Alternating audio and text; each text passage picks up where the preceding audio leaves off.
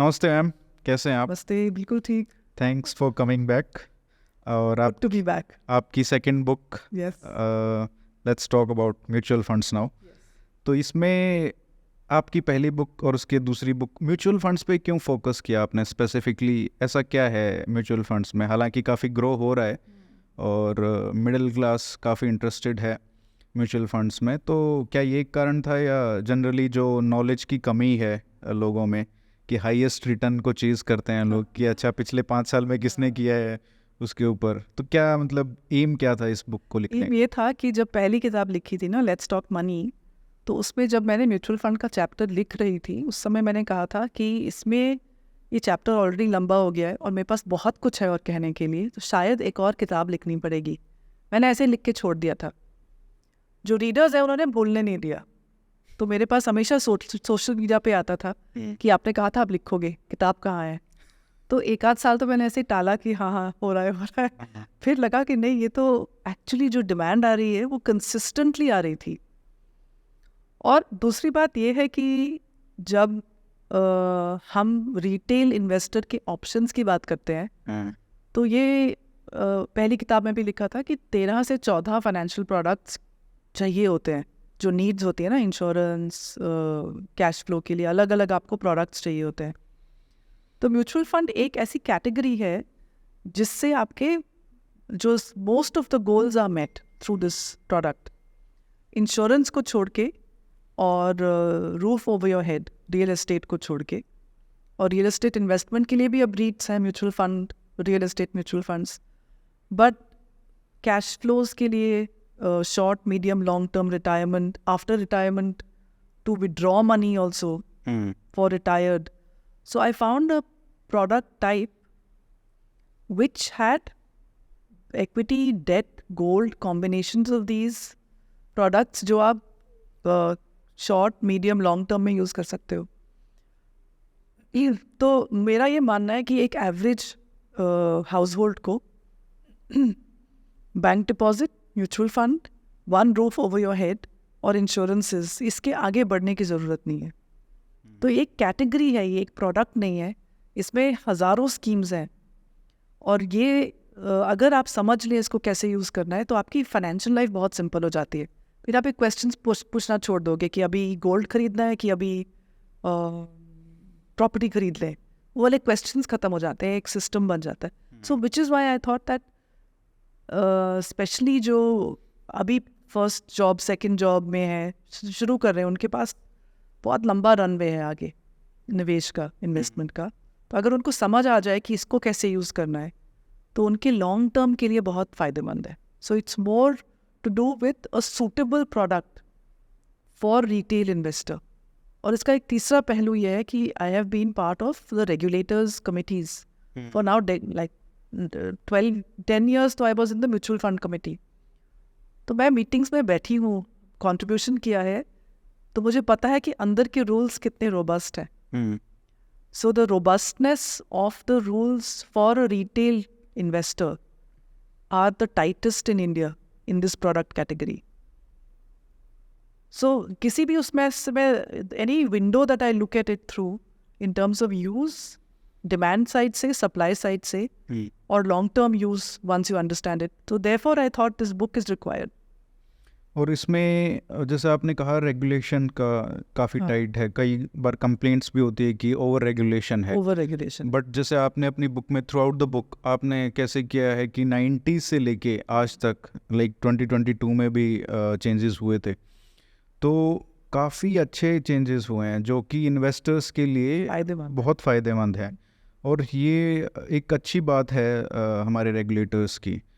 आप भी उसका हिस्सा रहे हैं कुछ चेंजेस का, कुछ काफ़ी हिस्टोरिक चेंजेस हैं. तो मैं चाहूँगा कि आप उन पे थोड़ा बात करेंगे कैसे इन्वेस्टर्स को म्यूचुअल फंड्स की कैटेगरी में प्रोटेक्ट करने के लिए क्या क्या बड़े चेंजेस जो रेगुलेटर्स ने लाए हैं.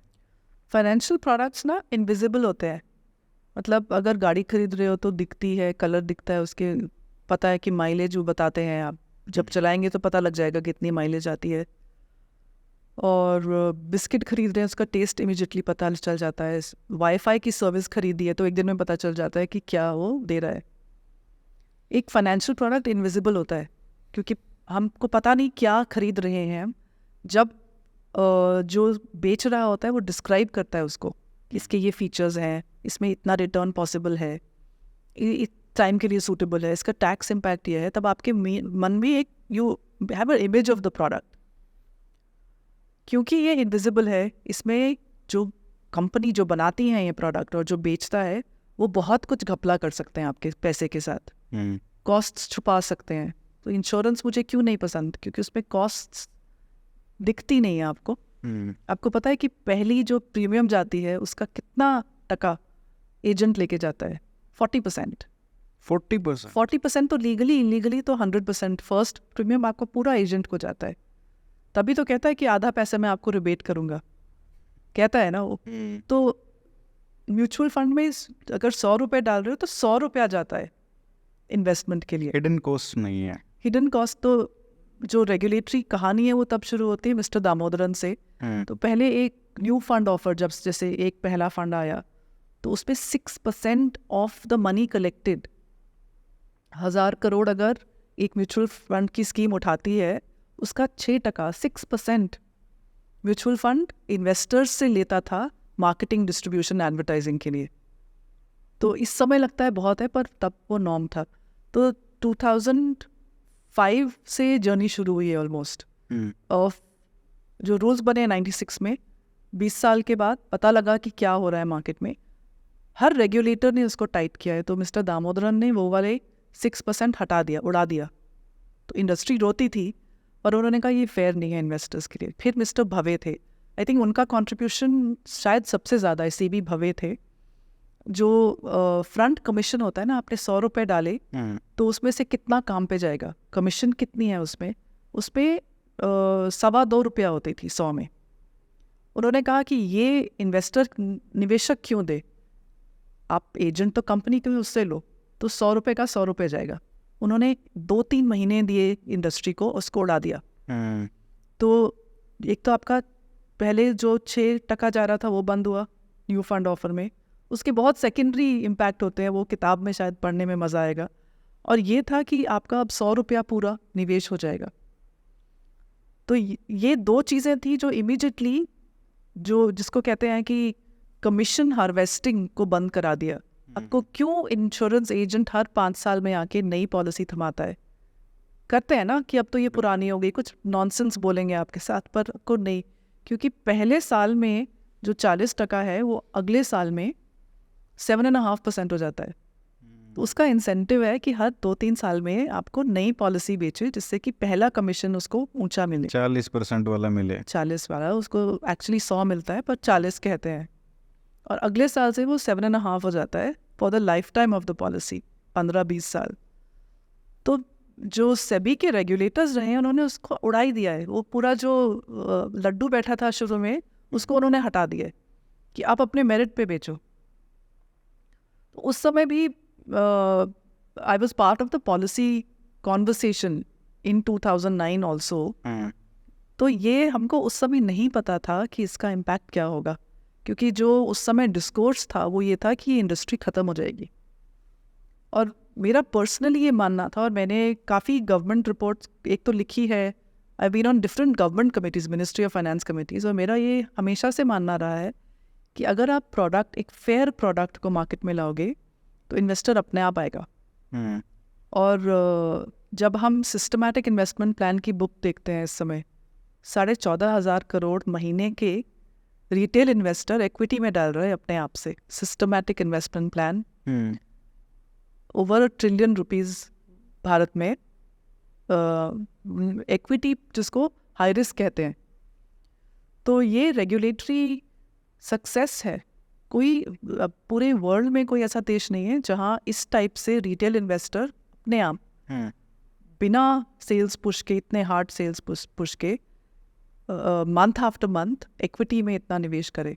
So this is a, even in western countries ये नहीं है। नहीं, इतना जो सिप बुक है वो इतनी स्ट्रांग नहीं है। उसमें सेल्स कमीशंस हैं वहाँ। मैं कह रही हूँ भारत के जो रूल्स हैं, they are the best in the world. I am saying it because I know what the rules are.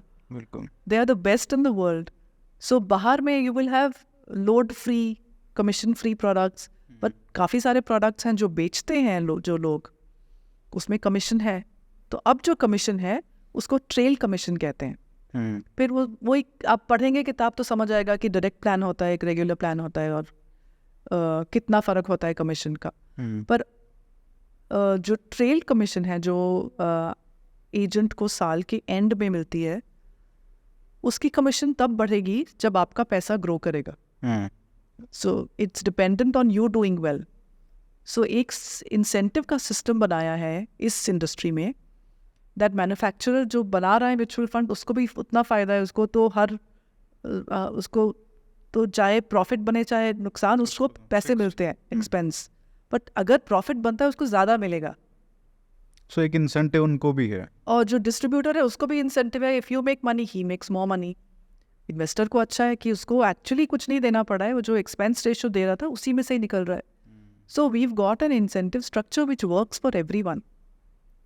सो दूसरे मार्केट्स हैं, ऑस्ट्रेलिया में नो लोड है, यूके में नो लोड है, पर वहाँ पे बाकी चीज़ें भी हैं मार्केट में। इस टाइप का जो वहाँ पे भी ऐसी सिप बुक जो है वो हमने नहीं देखी है कि विदाउट एडवाइस जो लोग मंथ ऑन मंथ अपने आप निवेश कर रहे हैं, वो शायद नहीं देखा है। आपने जैसे बात की कि जो 20s में हैं लोग, उनके लिए एक ज़्यादा इम्पोर्टेंट बुक भी है ये। तो उनके लिए जब शुरू कर रहे हैं, अपनी फर्स्ट जॉब में हैं, मतलब पहले इतना नहीं होता है सैलरी, बट धीरे धीरे they have to look for like 60+ के होंगे तब क्या कॉर्पस होगा और वो सब। तो एक मेंटलिटी रहती है कि जितना ज़्यादा पैसा जल्दी आ जाए उतना अच्छा है। तो इसमें जो आपने लिखा है कि रिटर्न्स को चेज़ करने का है, सबसे हाईएस्ट रिटर्न किस म्यूचुअल फंड ने दिया है, इस स्ट्रेटेजी को जब लोग अप्लाई करते हैं without looking at other factors which are so important, जो आपने अपनी बुक में लिखा भी है, तो उनको क्या स्ट्रेटेजी, ओवरऑल स्ट्रेटेजी क्या होना चाहिए, और म्यूचुअल फंड्स का क्या स्ट्रेटेजी होना चाहिए people who are just starting out? People who are just starting out, उनको एक तो ये सोचना है कि ये एक टाइम का डिसीजन नहीं है। तो आप जब तक कमा रहे हो आपको बचाना होगा, और उसके बाद उस बचत का जो निवेश होता है उससे आपको ज़िंदगी निकालनी होगी। और ये टाइम आता है जब आप हो जाओगे एक 60, 65, 70 के, जब आपको अपने जो निवेश किया उस पर आपको उसी से चलेगा आपका। तो जो नीड है वो तो ये है कि आपको जितनी जल्दी शुरू कर सको करना है, because you have to provide your generation will live till 100 because of medical science, you will reach that age. So अगर ट्रेडिशनल रिटायरमेंट एज और बॉडी की जो एक वर्क करने की क्षमता है 70 भी लगा लो, फिर भी 30 ईयर्स निकालने ही हैं आपको। सो उतना तो कॉर्पस आपको करना ही पड़ेगा। और दूसरी बात यह है कि लोग सोचते हैं कि बहुत सारा पैसा चाहिए होता है निवेश के लिए। तो मैं ये पूछती हूँ कि 1000 रुपये बच जाते हैं? हाँ, 1000 में क्या है? तो अगर 1000 बच सकते हैं तो 1000 से शुरू कर दो। सिर्फ आपको एक आदत डालनी है, there's a habit of saving and investing. The faster you get that habit, it's very similar to having a good diet habit, good exercise regime. और आपको दिखने भी लग जाएगा जब सेविंग होगी, जब दिखना लगता है तो मजा आना शुरू 1000 के 2000 भी होने शुरू जब वो होने होते हैं तब बहुत मजा आने लगता है कि अच्छा देखो ये तो पैसा, this is money I did not have. मैंने 1 लाख डाला था, अब 1.5 हो गया है। अच्छा, this is 50,000 I didn't have. उस समय आपको ये सोचना है, ये एक मिस्टेक है कि अच्छा मैं प्रॉफिट बुक कर लेते हैं। पर मेरा क्वेश्चन ये है कि क्या करोगे इस प्रॉफिट का? तो खर्च करना है, ओके, दैट्स योर डिसीजन। आपको लॉन्ग टर्म के लिए नहीं रखना है, आपको अभी खर्च करना है।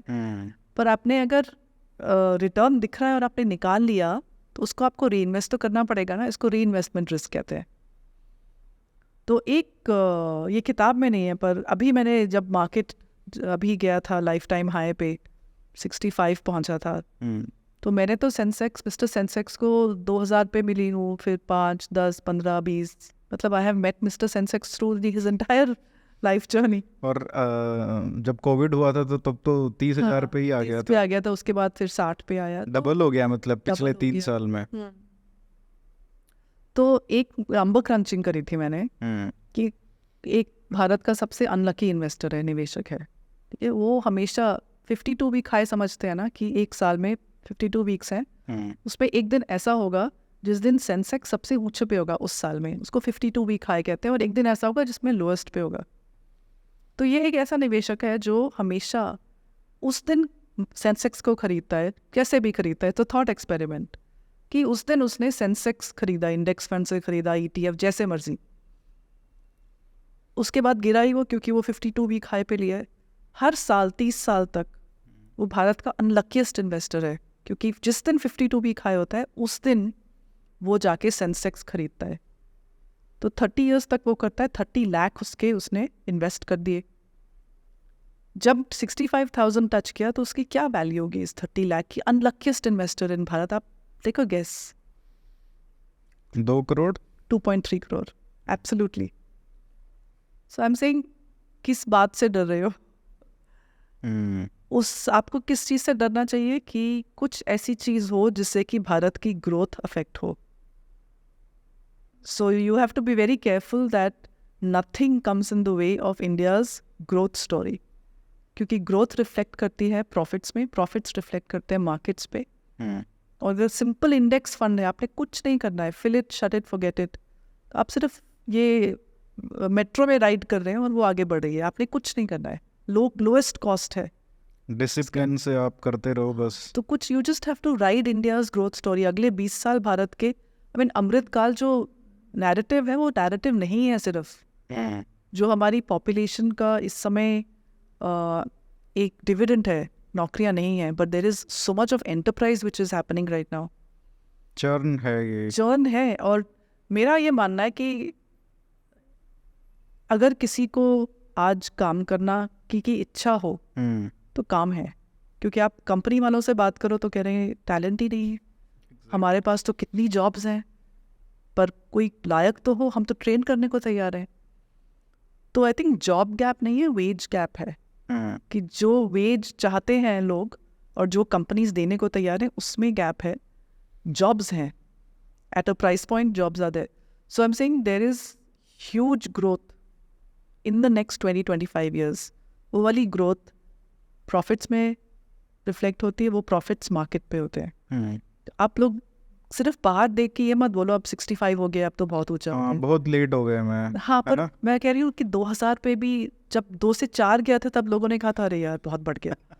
सो like give credit to the number of years I have been here, my age, that I have seen this happening, and your only fear is that something happens which derails this growth. We have to like a flame you protect, no, you protect this growth, because that is going to take everything up. My generation is my age cohort, we joined work in 1991.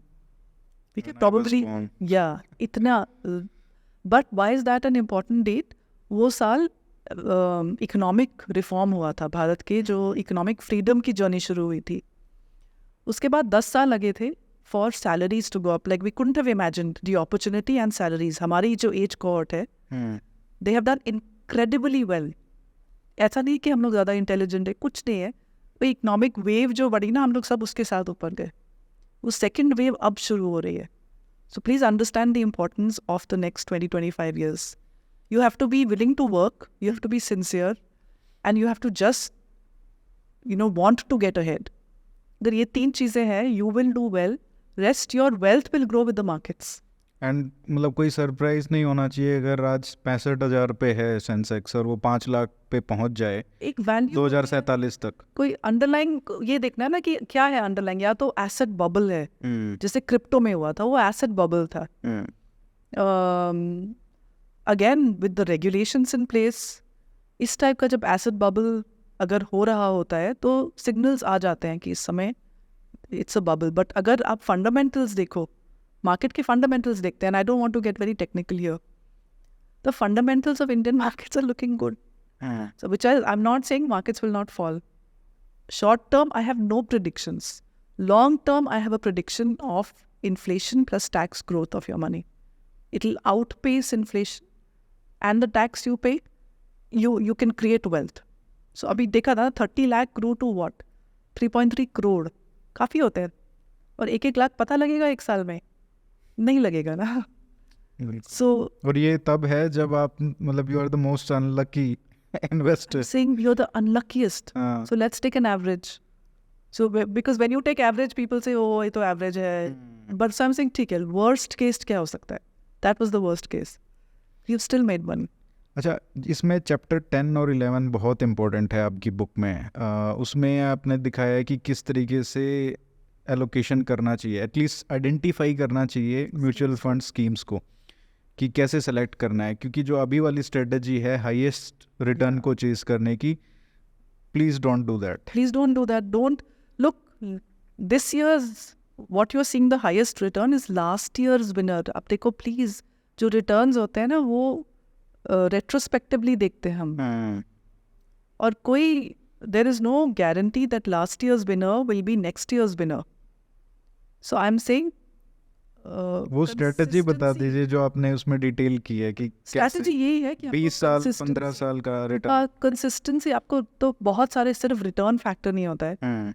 Returns is a big factor but not just the only factor. But even if you are looking at return, आप highest return वाला नहीं देख रहे हो, आप देख रहे हो मेरी कंसिस्टेंसी क्या है.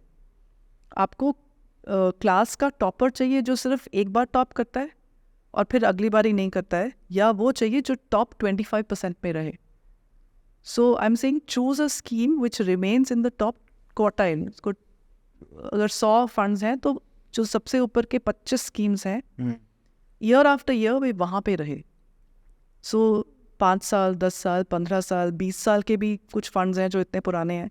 बट अगर 15 साल तक का आप भी डेटा ले रहे हैं and you are seeing a scheme, and I am given the methodology how to short list. क्योंकि हमको ना जो इतना क्लटर है उसको कम कम कम करके थोड़ा सा ले ला के फिर उसमें से फिर हमको चूज़ करनी है. एक स्कीम ऐसी चूज़ करनी है जैसे आप बिल्कुल हीरा चूज़ कर रहे हो ना, वैसे चूज़ करना है. इट्स सो इम्पॉर्टेंट बिकॉज एक बार आप चूज़ करके उसको दोबारा चूज़ नहीं करोगे. Only if something happens will you let go of that scheme. So you have to put a lot of time. किताब तो जो मैंने टाइम लगाया वो लगाया, जो आप यूज़ करोगे ना you will have to put a lot of time and effort. You should sit with the book, a computer, paper, pen, really personalize it. So it is this consistency of performance कि वो हमेशा scheme top 25 में रहे. So this data is telling me that this fund, no matter where the market is, does well. क्योंकि इतना जब time span है तो मार्केट अप भी होगा डाउन भी होगा. So this fund has done well. It remains in the top of the class. जो टॉप के 25 बच्चे हैं उसमें से एक बच्चा ये होता है हमेशा. हो सकता है एक आध साल हो जाए कि वो टॉप 50 में आ जाए instead of 25. I think it's fair to give a fund manager 1 or 2 years to recover. 2 साल तो देख ही लो कि कुछ हो रहा है, नहीं तो you can switch. But ideally I don't want too much movement in my portfolio. So you have to look at return, consistency, then you have to look at risk. उसके पैरामीटर्स हैं, वो किताब पढ़नी पड़ेगी, समझना पड़ेगा. You will have to put effort into this book. My book is not going to give you 5 funds. I'm not going to insult your intelligence by saying here are 5 funds. इसका मतलब ये है कि I want you to come back to me every year to say अब क्या करें. My idea of this book is that you personalize it. You make it your own. So you have to do enough work to make this a system which lasts your entire life, and you don't have to come for the next workshop or the next lecture or next. There is no snake oil being sold here. This is a strategy. If it appeals to you, you make it your own.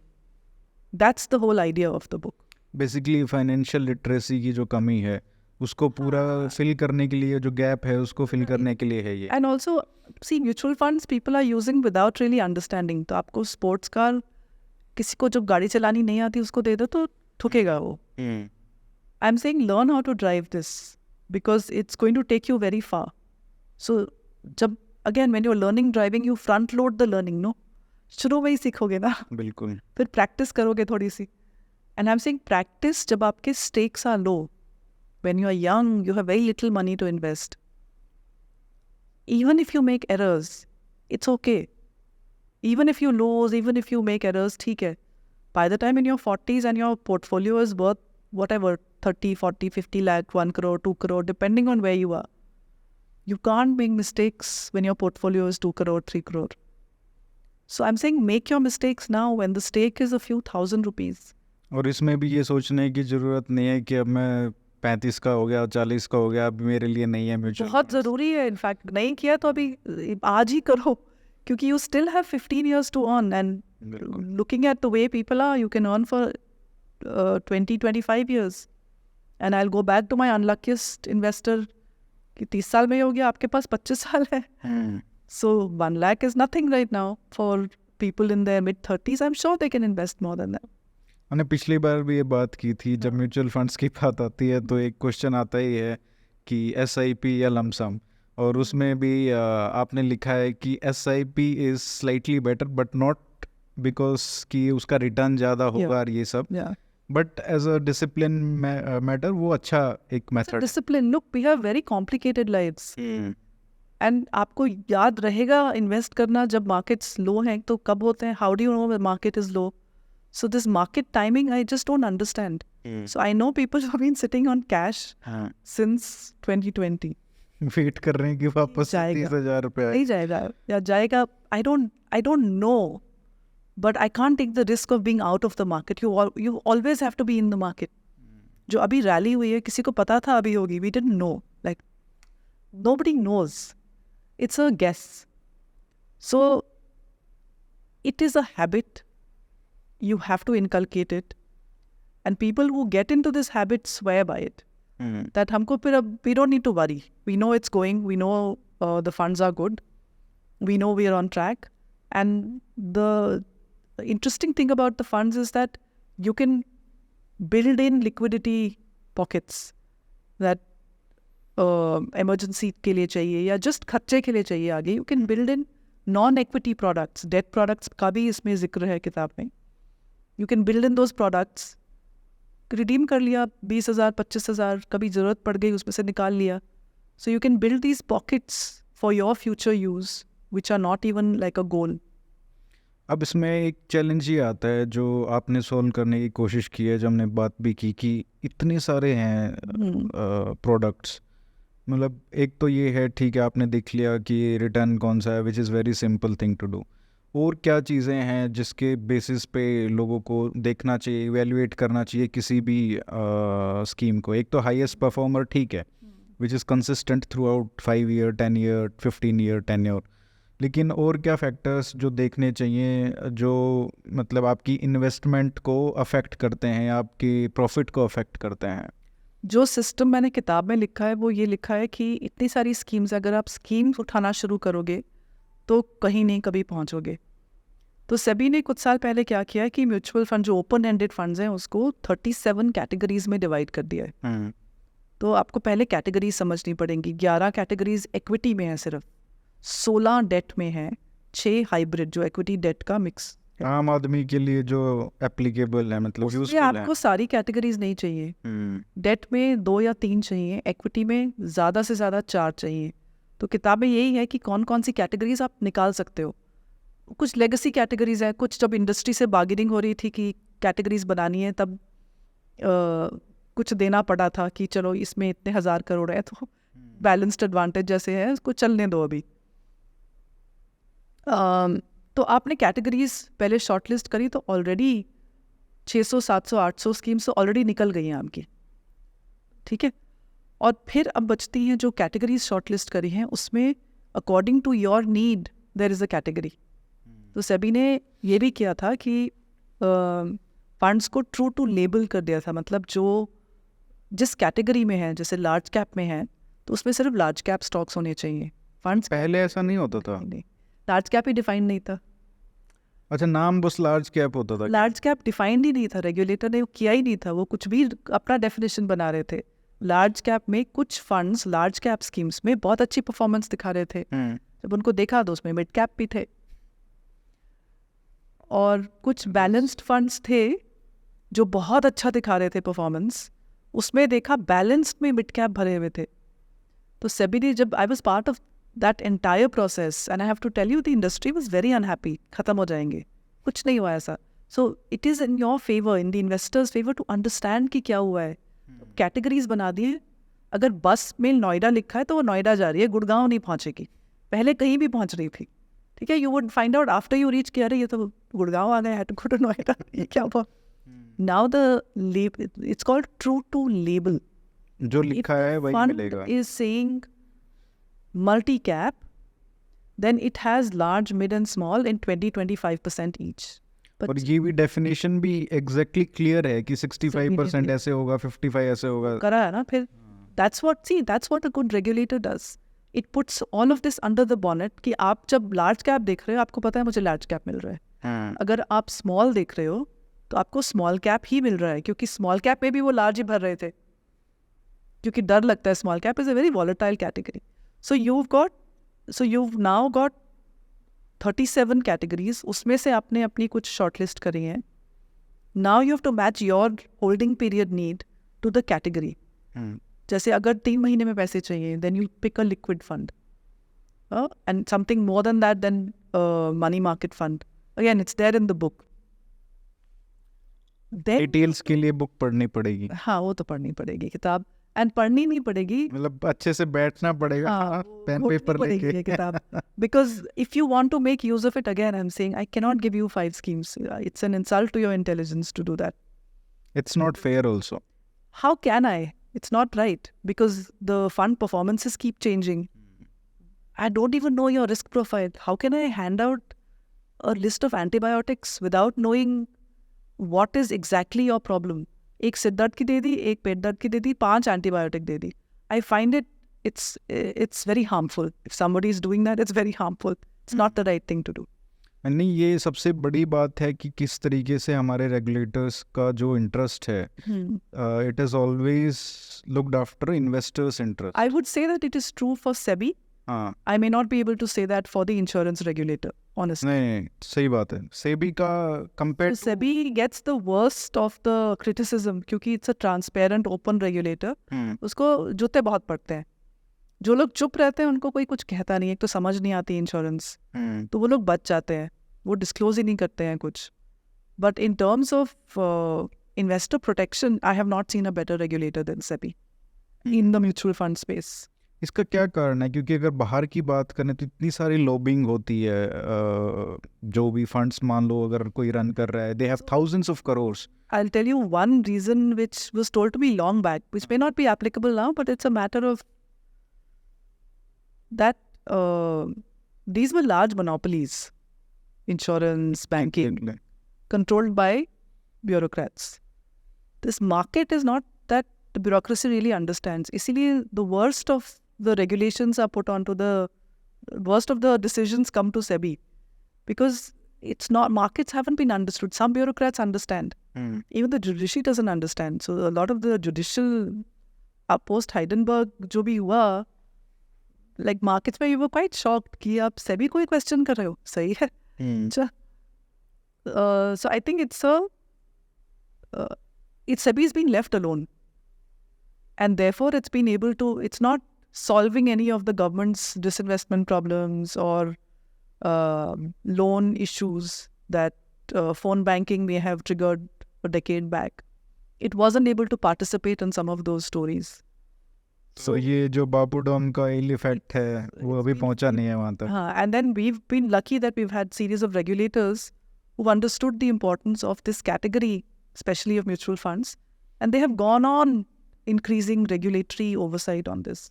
और शायद lucky भी रहे हैं कि जो integrity वाले लोग हैं वो वहाँ पे रहे हैं। So let me not comment on integrity, non-integrity. I have seen... If they are looking after the interest, otherwise... No, in this regulator, yes, Yeah. but the industry gets up to all kind of tricks. अच्छा, हाँ, तो काफी negotiation होता बहुत है। ज़्यादा, आप सोच भी नहीं सकते हो। 5 पैसे के लिए कितने घंटे नेगोशिएशन हो। 5 पैसे है लेकिन उनके लिए वही 500 करोड़ होगा अगर उसको। But for investors, if we are sitting in the room negotiating on behalf of investors, that 5 पैसा is, the investors don't know ना कि 5 पैसे का उनको क्या फर्क पड़ेगा। But they get up to all kinds of things. It's not as if they are good boys and girls.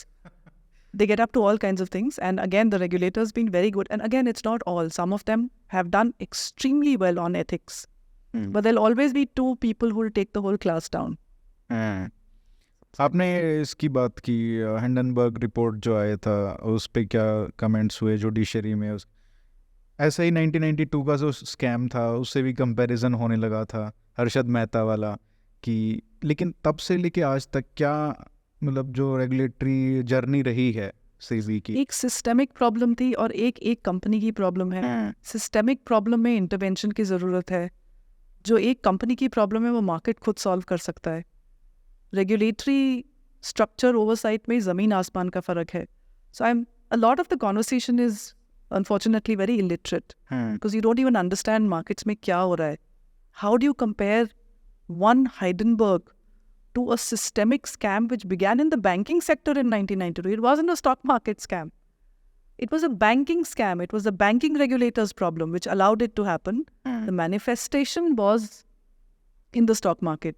तो ऐसे है कि आपने यूएस के फेड ने रेट्स कम रखे तो क्रिप्टो का इतना बड़ा बबल हुआ, तो क्रिप्टो ये फेड का स्कैम है. If I mean it began with the Fed keeping the rates low, the US Fed. The manifestation was a crypto bubble. This 92 was a banking problem. The problem was sat in very loose banking regulation. वो मैं आज तक जो बहुत सारे लोग हैं उनको वो पता तो है, थोड़ा आइडियलाइज भी हुआ है जब से वो वेब सीरीज आई है. था क्या ये स्कैम 1992 वाला? एक लूप होल मिल गया था बैंक से पैसा उठा के और स्टॉक मार्केट में डालने का. It was just as simple as that. So they were able to get money out of banks and they were investing into the stock and inflate the prices. The prices got inflated. Then the brokers had a party, na? So if you keep circulating, you keep booking profits, and finally it's the retail investors who were left holding the. So again, but go back to the 92 scam. So 2 to 4,000 ho gaya tha market. After a few years, what happened? It recovered, no? So yes, at that time it was a problem, but people who held on to their scripts, who held on to dud scripts is different. But if you had good quality stock, if you just held on to it, you would have still made money. So these are bubbles. The best is not to participate in a bubble. But I'm coming back to saying that you cannot equate 92 with Hindenburg. Hindenburg is one company, and finally what did I feel there was no need for this committee to have been formed. In its wisdom, the judiciary did that, but you call into question a regulator because of one research report, some foreign company.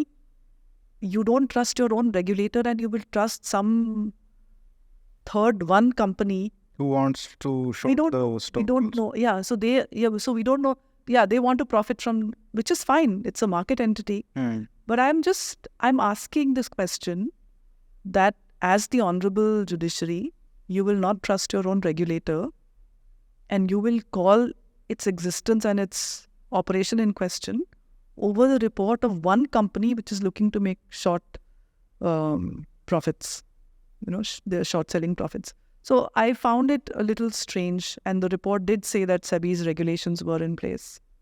आपका क्या मतलब evaluation है? वो report पढ़ी होगी आपने? नहीं, report नहीं पढ़ी है. अच्छा. Like I don't have a single direct stock. I don't play stock markets. I'm not equipped. I don't have enough knowledge. Basically, you are giving the same advice. You are following the same advice that you are giving. Exactly. What I say in my book, I have the one house I live in. My entire money is in mutual funds.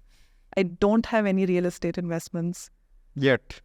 I don't. Yeah, कोई मन नहीं है. I have no. I think it's a very clunky, difficult asset. I don't want. Look, it's noise. Too much noise in my head. You should just keep your finances very simple and clear. जितना time और उसमें effort इतना सा return और earn करने में लगाओगे, your quality of life, if it matters to you, depends. No, you have limited time. What are you spending it on? Talking to 5 brokers, looking at some property, buying that, or allowing the value to work for you, and you know what you like to do. I first practice on myself. What I do, I write in my books. So no, I don't buy direct stocks. Zero.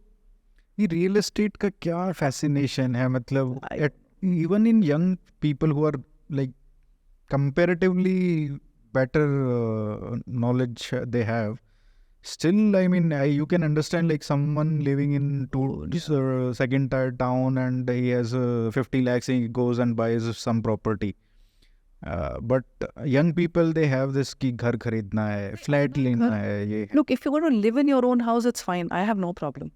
If you are settling down in a city, As an investment, I'm saying. so I'm saying then they go misguided because you need to look at that investment in terms of return. और return I think we discussed is yield. आपकी क्या yield आ रही है उसके ऊपर? कुछ भी नहीं आ रही है, 2-2.5% भी नहीं आ रही है, वो भी नेट पे नहीं ग्रॉस पे आ रही है.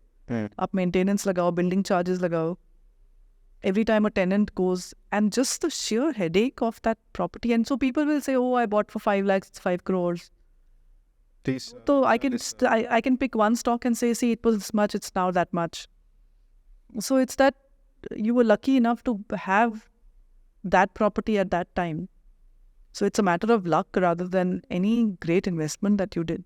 So the risks are too high for me. So I don't know why they are so interested in buying flats. कुछ आएगा नहीं उसमें. Gold. So, in terms of return, it's not done too badly.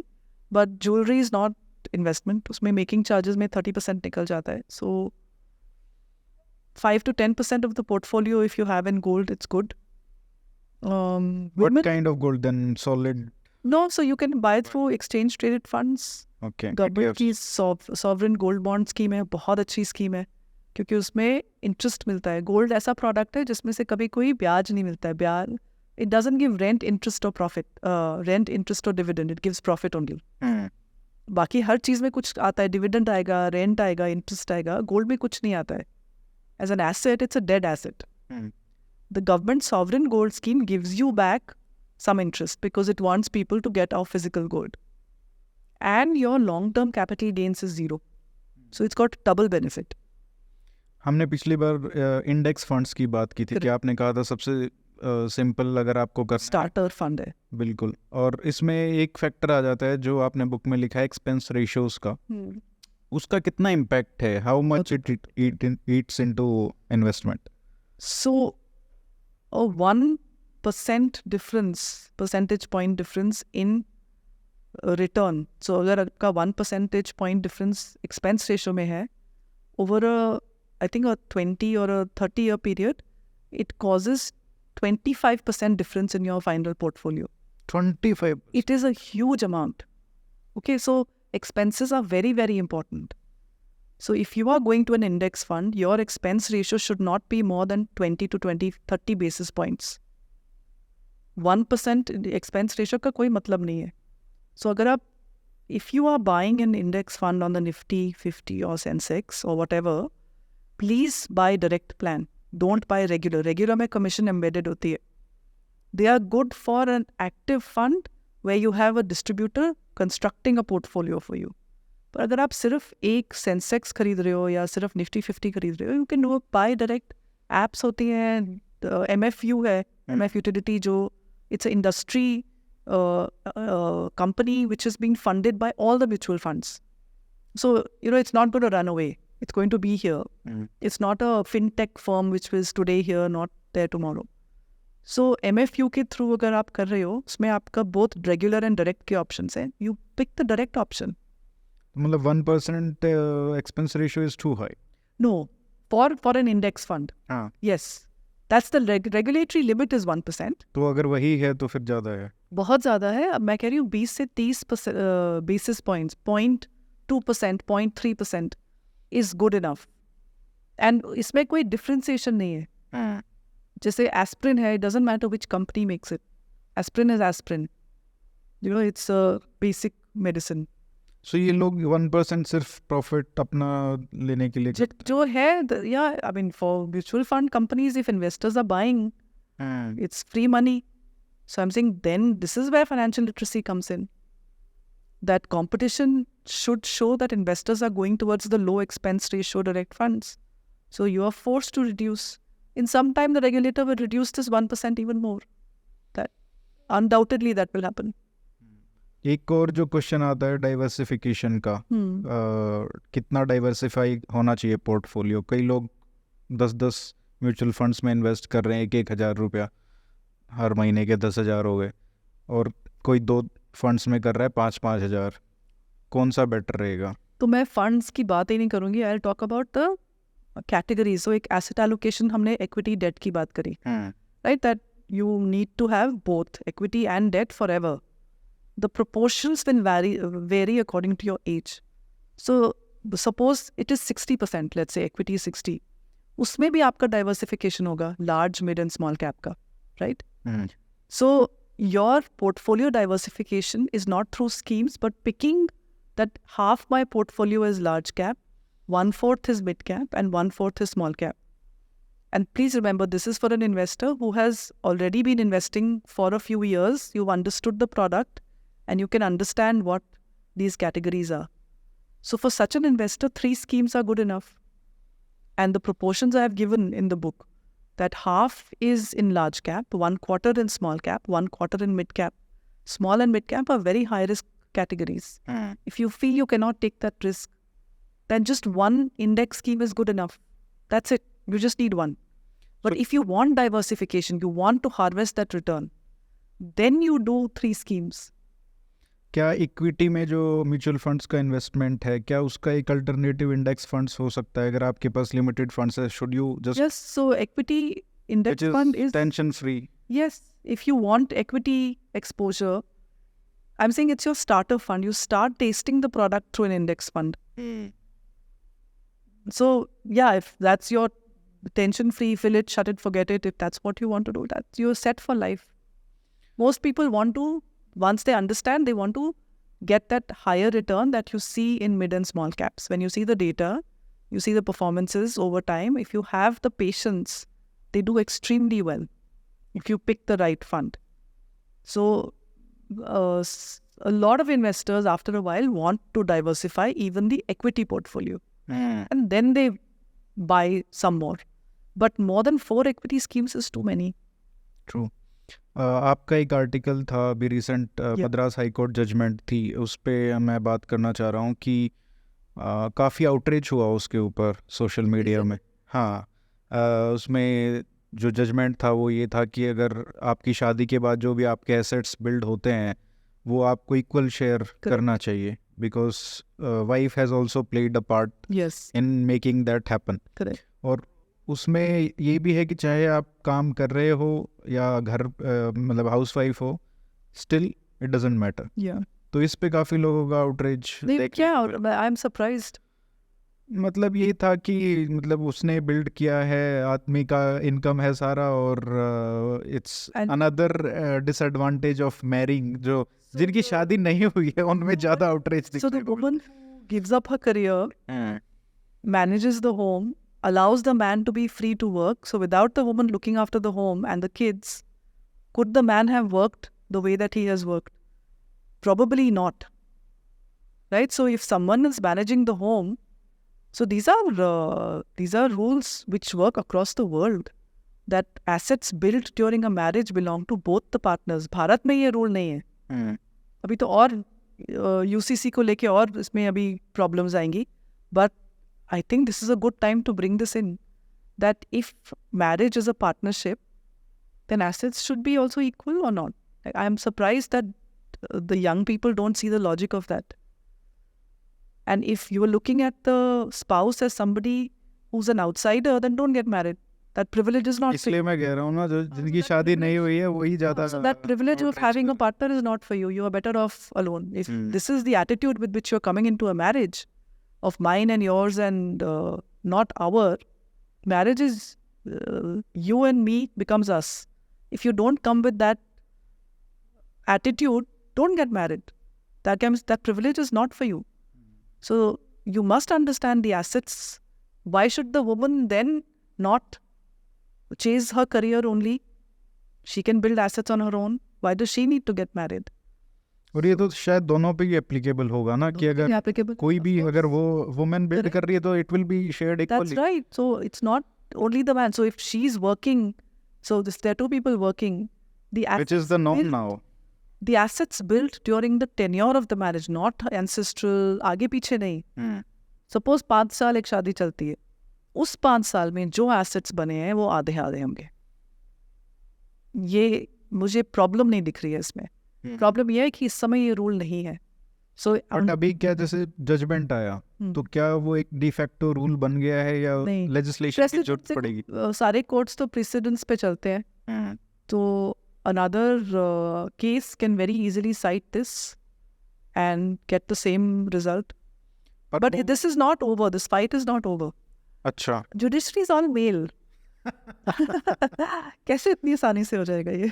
हाँ but अच्छा judgement है मुझे मेरे हिसाब से तो बहुत बड़ा स्टेप है. I mean, Justice Ramaswamy has really done women a great service, because the norm is the woman gives up her job at the time of her baby especially, and then she goes from an earning person to a person at home. So where are her assets? Her stream of income is gone, which she has let go so that she can look after the home. In that absence, you would have had to hire help, you don't know the condition of the children, all of that. So the stability of a home where the woman has given up the career, and it is then the asset. If she doesn't have a share in the asset, it's an unfair agreement. No, totally. बिल्कुल नहीं. इसमें एक जो question आएगा कि implement कैसे होगा, मतलब हाउ विल यू डिसाइड कि ये जो एसेट बिल्ड हुआ है ये इसी दौरान हुआ है, मतलब इट कुड बी कि सेविंग कर रहे हो 10 साल से और फिर वो एसेट खरीदा शादी के जस्ट बाद, तो उसमें कैसे डिसाइड होगा? Because this will have to be case law now.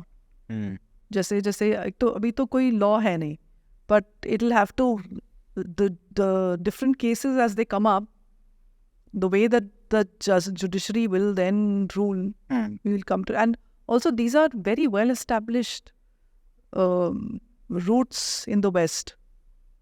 That is how assets are divided. It is not rocket science to see paper trail. तो हर चीज का होता है ना, that this money was saved over the last 10 years and the asset was bought in this year.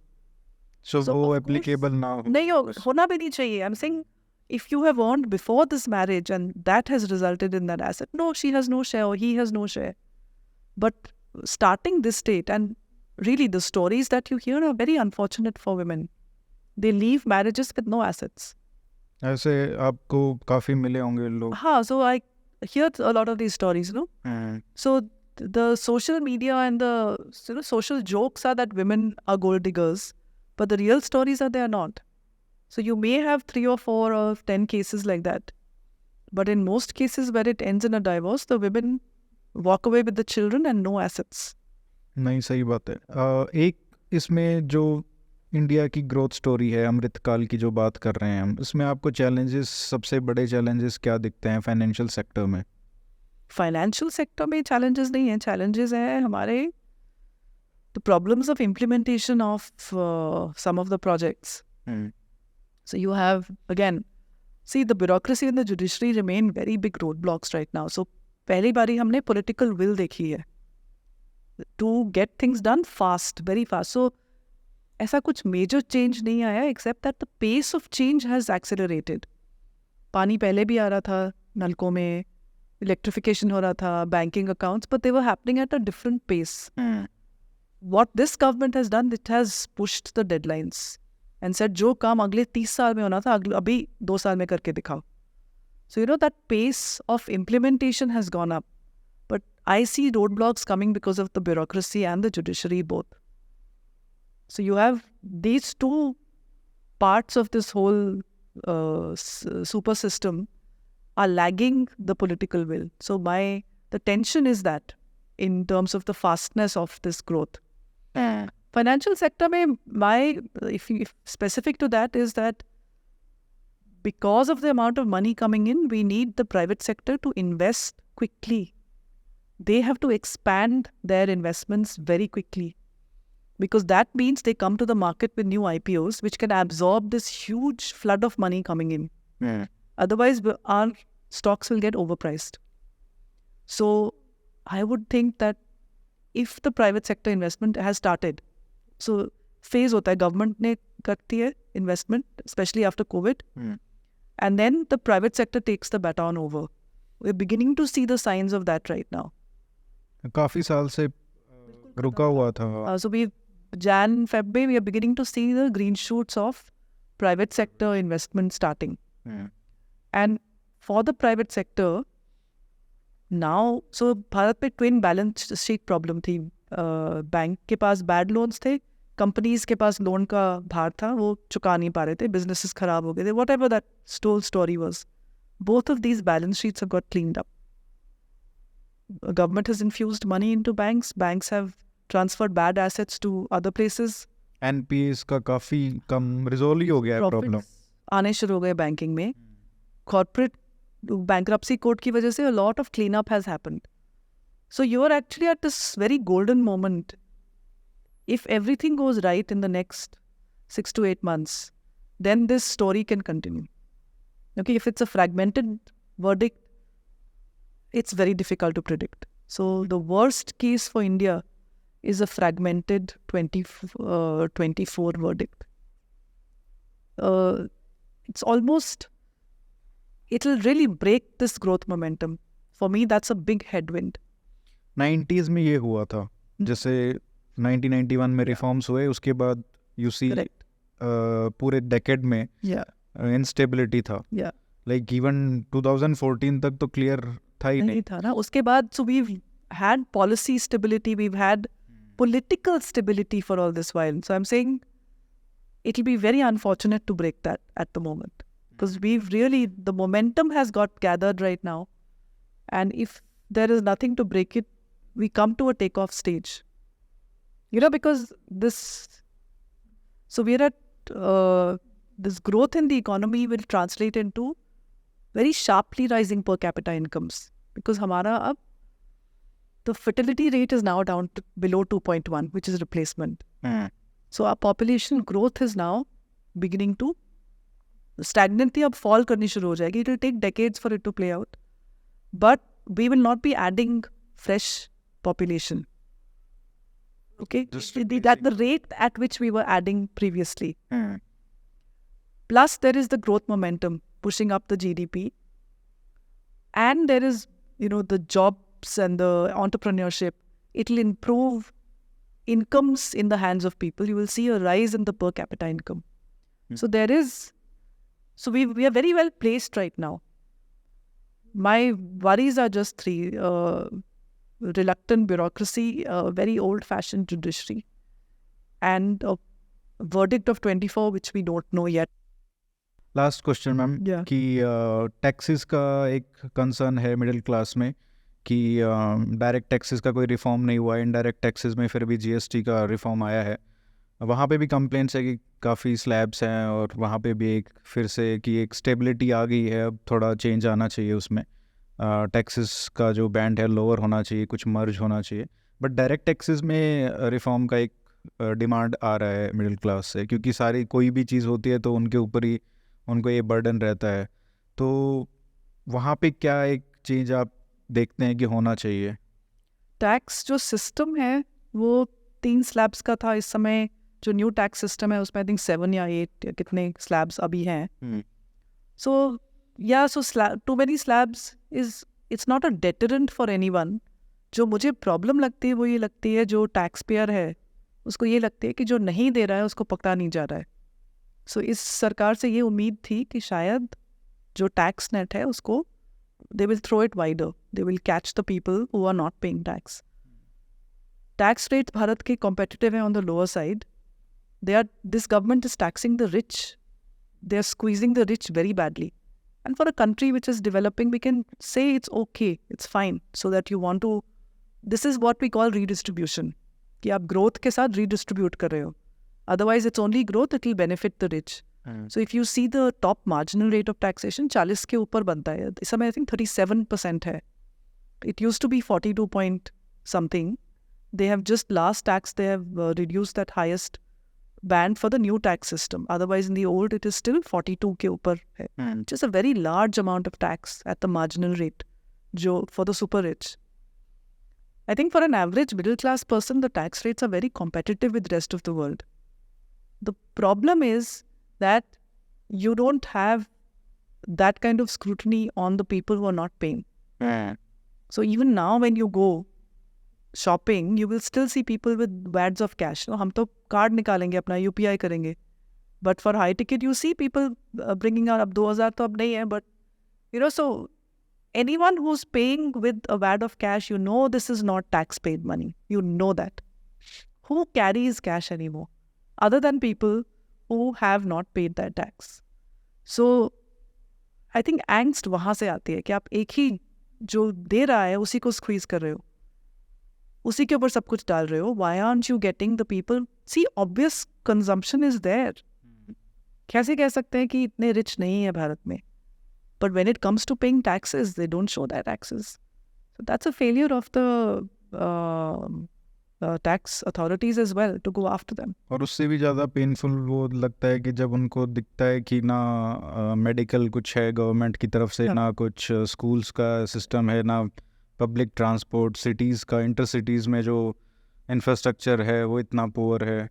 तो ये सब concerns हैं जो शायद एड्रेस करना So एटलीस्ट उनको लगे कि कुछ लग रहा है पैसा. इंफ्रास्ट्रक्चर में I in defense of some of the new metros and some of the new highways, if you travel in abroad right now and you compare to some of the facilities here, we actually are better in terms of some of the highways, some of the metros. सिर्फ France में तो strike ही रहती है, आप कहीं कहीं जा नहीं सकते हो अब फ्रांस में. It's a dead place right now. You cannot go from point A to, you cannot schedule to do anything because half the time they are on strike. US में half the time things are, at least that's what people who were there, metro नहीं चल रही तो नहीं चल रही है. You know, so their infrastructure is old, ours is new. So for the taxpayer, you also have to see that where has the tax money that we give to the government, इस बार last 2 budget से it's the capital expenditure has increased. नहीं तो revenue मतलब subsidies दे दी, free कर दिया. 2-3 साल से अब they are building capital, roads, ports, highways, bridges, metros. This is a multiplier for us. So I'm saying there has been a lot of squandering of money in the previous years. With this capital expenditure that's coming to, like, at least this money, taxpayer money, is being used for creating things which we use and are proud of. Yeah. So a lot of things are happening and अमृत काल में कुछ अच्छा होगा. We can all hope. और mutual funds अच्छे progress करेंगे. Correct. And mutual funds के साथ the निवेशक, the investor has to progress. Because वही तो part है. Yeah. Industry will do well. You have to do well. You have to use them. You have to use the products. They don't have to use you. और वो book ज़रूर पढ़ें आप सब लोग, बहुत अच्छी पुस्तक है और आपको बहुत बेनिफिट मिलेगा. बैठना पड़ेगा आराम से उसको लेके और खुद ही डू इट योर सेल्फ के लिए you have to read the book. Thank you ma'am वापस आने के लिए. Thank you. और आशा करते हैं कि लोग खरीदें बुक और फाइनेंशियल लिटरेसी बढ़े, उसी की काम है. Thank you ma'am. Thank you.